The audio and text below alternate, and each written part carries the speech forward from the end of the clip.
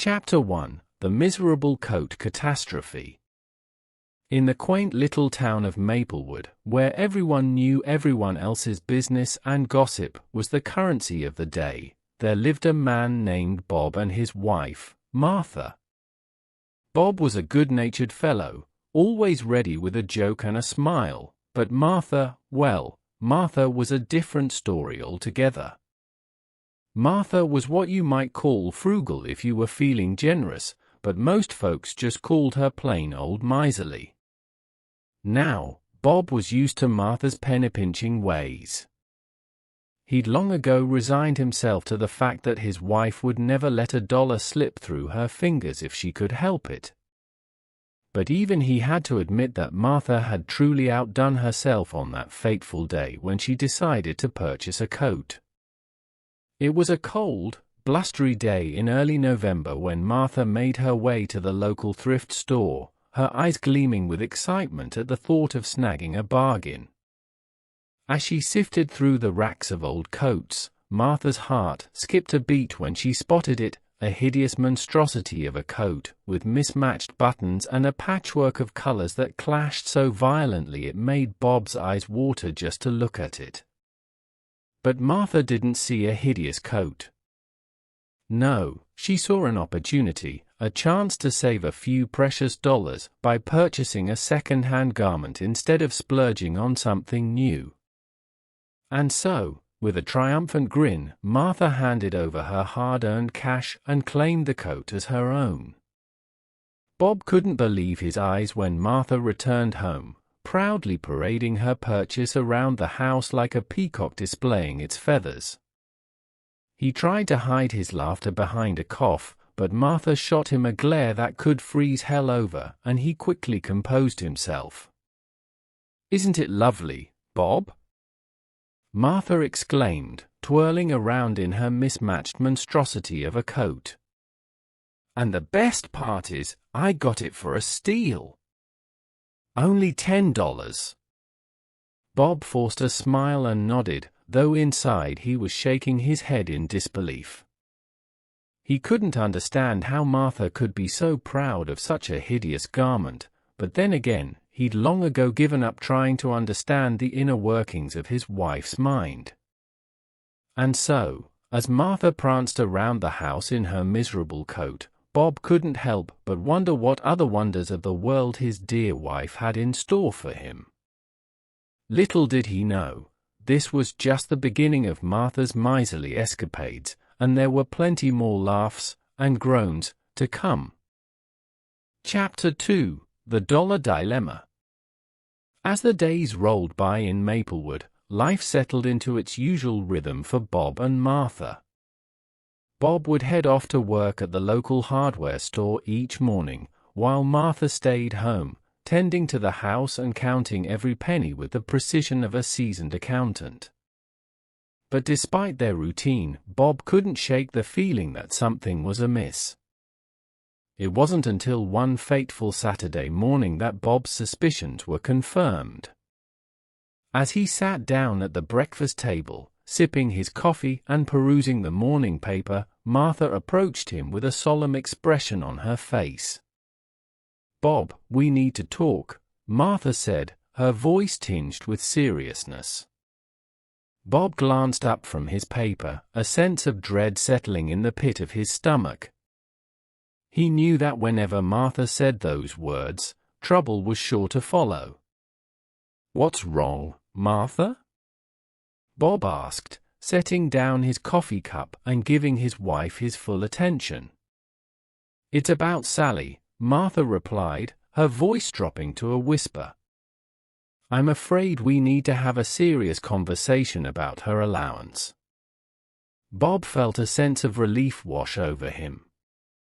He had been half expecting Martha to announce that she had sold their house and bought a run-down shack in the middle of nowhere in a misguided attempt to save money.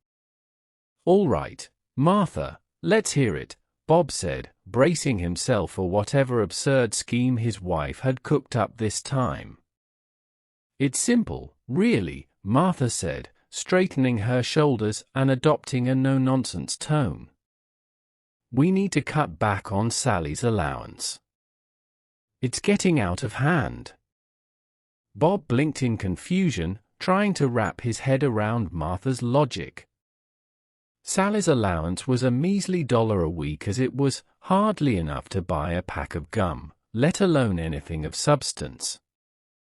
"But Martha, Sally's allowance is already so small," Bob protested, feeling a surge of protectiveness for his daughter. "She barely has enough to buy anything as it is." Martha shook her head, her expression firm. "That's precisely the point, Bob. We need to teach Sally the value of $1. If we keep giving her handouts, she'll never learn to appreciate the true worth of money."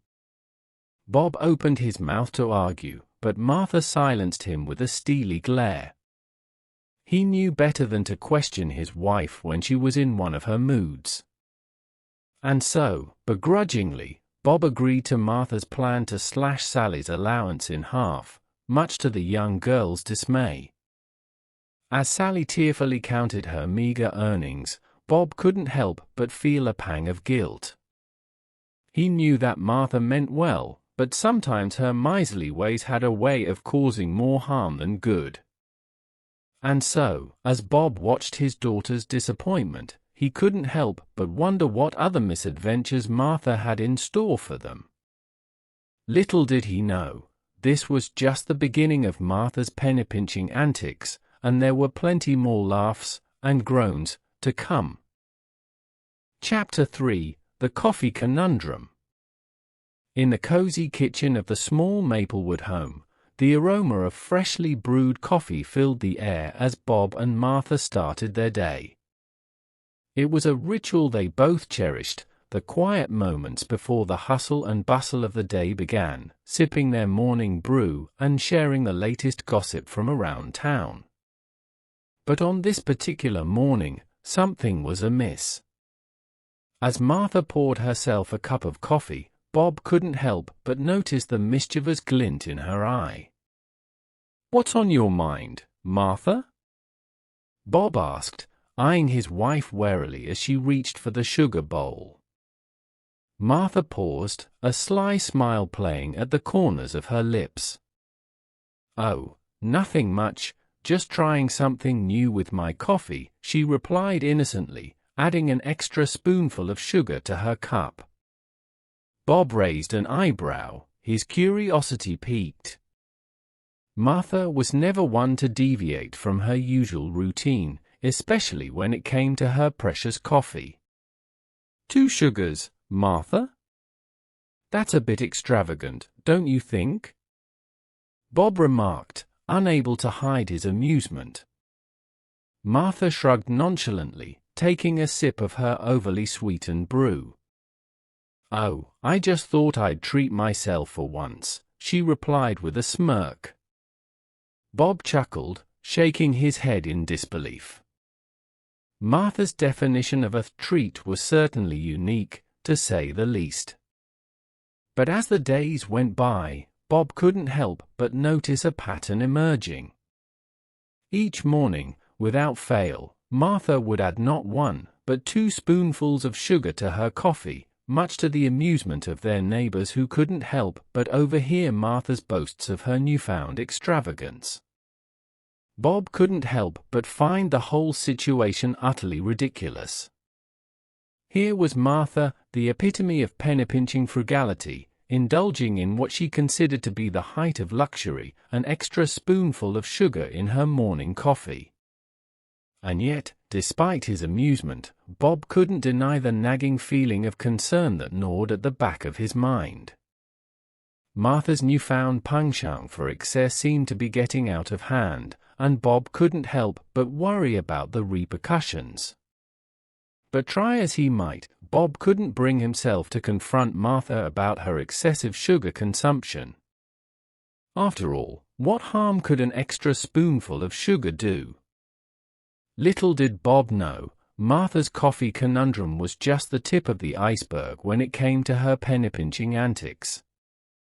And as he watched his wife continue to revel in her newfound extravagance, Bob couldn't help but wonder what other surprises Martha had in store for them. Chapter 4 are the Three Wonders.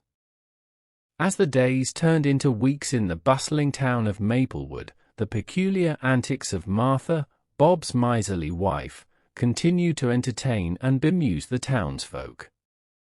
Martha's thrifty ways were the talk of the town, and it wasn't long before she earned herself a reputation as one of the three wonders of Maplewood. It all began with Martha's infamous coat, the hideous monstrosity she proudly paraded around town as if it were a fashion statement. Everywhere she went, heads turned and whispers followed in her wake, as the townsfolk marveled at the sight of Martha's mismatched masterpiece. But Martha's miserly exploits didn't stop there. Oh no, she was just getting started. From her stingy allowance for poor Sally to her excessive sugar consumption in her morning coffee, Martha's penny-pinching ways knew no bounds. And so, it came as no surprise when Martha's name was added to the list of Maplewood's three wonders, alongside the likes of the town's oldest oak tree and the mysterious disappearing cat that roamed the streets at night. For Bob, watching his wife earn such a dubious honor was both amusing and bewildering.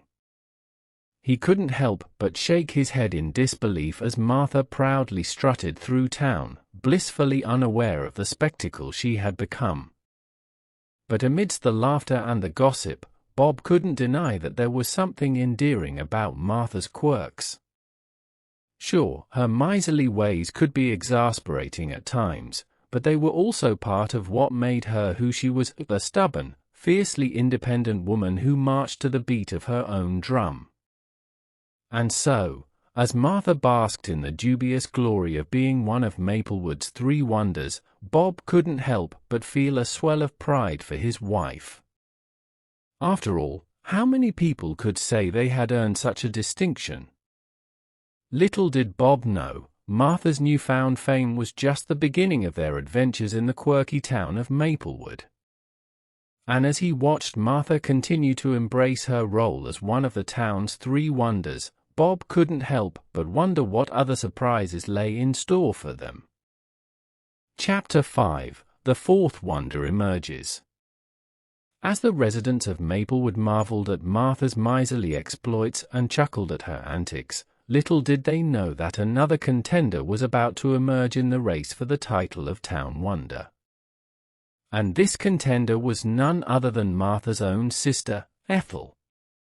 Now, Martha and Ethel were cut from the same cloth, two peas in a miserly pod, if you will. But while Martha's penny-pinching ways were well known throughout Maplewood, Ethel's were a well-kept secret, known only to those closest to her. It all began one sunny afternoon when Ethel paid a visit to her sister's home, a mischievous glint in her eye and a sack full of thrifty treasures in her arms. As Martha welcomed her sister with open arms, little did she know that Ethel had a plan up her sleeve, a plan to out-miser Martha and claim the title of Town Wonder for herself. And so, it began innocently enough. Ethel would regale Martha with tales of her latest thrift store finds, boasting about the incredible bargains she had scored and the exorbitant prices she had managed to haggle down to mere pennies. But as the days went by, Ethel's schemes became increasingly elaborate. She would challenge Martha to see who could find the cheapest loaf of bread or the most ridiculously discounted sweater, all in the name of claiming the title of Maplewood's biggest miser. And before long, Ethel's antics had caught the attention of the townsfolk, who couldn't help but marvel at the sight of two sisters locked in a fierce competition to see who could out-miser the other. For Bob, watching Martha and Ethel go head-to-head in their miserly escapades was both amusing and bewildering. He couldn't help but shake his head in disbelief as the two sisters haggled and bargained their way through town, determined to claim the title of Town Wonder for themselves. But amidst the laughter and the gossip, Bob couldn't deny that there was something oddly charming about Ethel's antics. Sure, her penny-pinching ways were just as absurd as Martha's, but they were also a testament to the unbreakable bond between two sisters who shared a love of thriftiness and a knack for stretching a dollar. And so, as Martha and Ethel continued their hilarious rivalry, Bob couldn't help but wonder what other surprises lay in store for them in the quirky town of Maplewood. Little did he know, the emergence of the fourth wonder was just the beginning of their adventures in penny-pinching and hilarity. Chapter 6: The Miserly Showdown. As the rivalry between Martha and her sister, Ethel, reached new heights in the quirky town of Maplewood, the stage was set for a showdown of epic proportions, a battle of wits and thriftiness that would go down in history as the ultimate miserly showdown. It all began one sunny afternoon when Martha and Ethel found themselves face to face in the local thrift store, their eyes gleaming with determination as they scoured the shelves for bargains. It was clear from the start that neither sister was willing to back down in their quest to claim the title of Town Wonder, and so the competition began in earnest. The rules were simple: each sister would have 1 hour to find the most ridiculously discounted item they could, with the winner earning the coveted title of Maplewood's biggest miser. And so, with a sense of purpose that bordered on obsession, Martha and Ethel set off on their mission, scouring every nook and cranny of the thrift store in search of the ultimate bargain. From mismatched socks to chipped teacups, no item was too trivial for the two sisters in their quest for miserly glory. But as the hour wore on and the tension mounted, it became clear that Martha and Ethel were evenly matched in their penny-pinching prowess. Each sister was determined to outdo the other, and neither was willing to concede defeat without a fight. And so, as the final minutes ticked away, Martha and Ethel found themselves locked in a fierce bidding war over the last remaining item in the thrift store, a dusty old lamp that had seen better days. As the bids flew back and forth, the tension in the air was palpable, and the townsfolk gathered around to watch the spectacle unfold. It was a battle of wills unlike anything Maplewood had ever seen, and everyone held their breath as Martha and Ethel fought tooth and nail for the coveted lamp. But in the end, there could only be one winner, and as the final bid was placed, Martha emerged victorious, clutching the lamp triumphantly in her hands. The townsfolk erupted into cheers as Martha was crowned the undisputed champion of Maplewood's miserly showdown, while Ethel graciously conceded defeat, a twinkle of admiration in her eye. For Bob, watching his wife claim the title of Town Wonder was a moment of both pride and amusement. Martha may have won the battle, but in the end, it was the bond between two sisters that emerged victorious, a bond forged through laughter, competition, and a shared love of thriftiness. And so, as Martha proudly displayed her trophy for all to see, Bob couldn't help but marvel at the absurdity of it all. In the quirky town of Maplewood, where gossip spread like wildfire and penny-pinching was a way of life, anything was possible, even a miserly showdown for the ages. Chapter 7: A Lesson Learned. As the dust settled on the epic miserly showdown between Martha and Ethel in the quirky town of Maplewood, Bob found himself reflecting on the events that had unfolded. It had been a whirlwind of laughter, competition, and absurdity, but amidst the chaos, Bob couldn't help but feel a sense of gratitude for the lessons learned along the way.